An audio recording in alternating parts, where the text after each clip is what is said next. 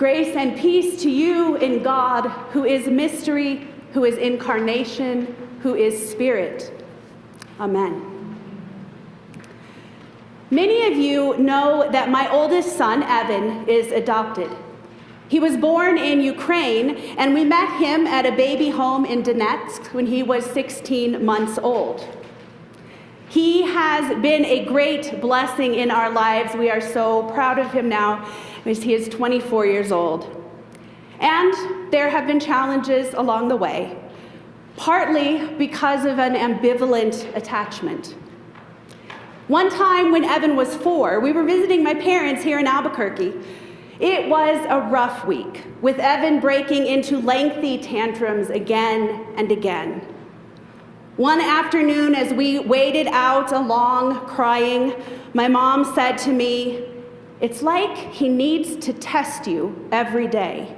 Do you still love me? If I do this, do you still love me?" Our hearts broke a little bit, listening to Evan cry, wishing for him to be secure in our love. I thought of that day when I read this poem for Maundy Thursday, written by Reverend Anna Strickland, called Even Now, which puts all of us into that place of wondering. We ask the question a million different times over the course of our lives, do you love me even now? As children, we ask this question with eyes the size of saucers and a quivering bottom lip. In our teenage years, we ask the question by pushing people away and paying attention to who comes back.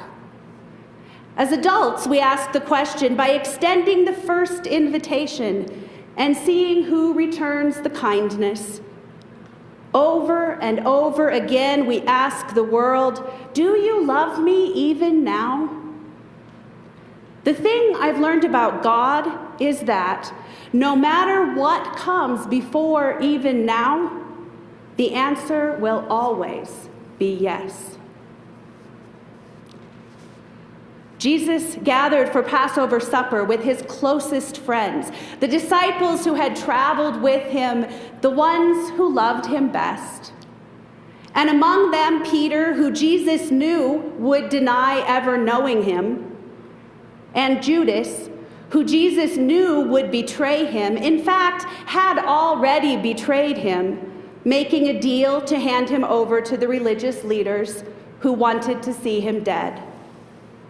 And yet, as they gathered there, Jesus took a towel and stooped down to wash their feet, the task of a lowly servant, which he performed in love for them, for all of them.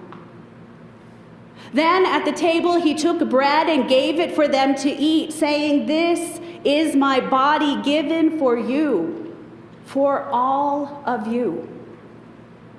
After supper, he took the cup of wine and shared it with them, saying, "This is my blood shed for you in forgiveness of sins, for all of you, the ones who will stay with me to the very end, and even the ones who will deny me, betray me, run away and hide, all the ones I love so dearly, no matter what." The good news of this night is when Jesus stoops to wash the feet of his beloved friends, even Judas gets his feet washed. Even Peter, even the ones who question, doubt, and fear. Reverend Strickland wrote another poem for this night, and it's called "If You Hear Nothing Else, Then Hear This." You can make a fool of yourself. You can bet on the wrong thing, lose it all, unravel people's trust. You can laugh at a funeral, curse in a church, say the wrong thing at the wrong time every time.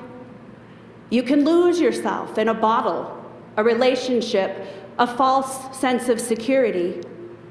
You can uncover prejudice and wrestle with the shame of it all. You can withhold an apology, blame it on someone else, tell yourself it's not your fault. You can trade in love for a bag of coins.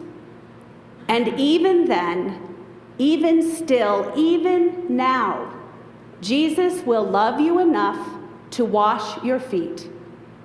If you hear nothing else in the gospel, hear this. My friends, hear this good news and carry it with you in these dark and difficult days.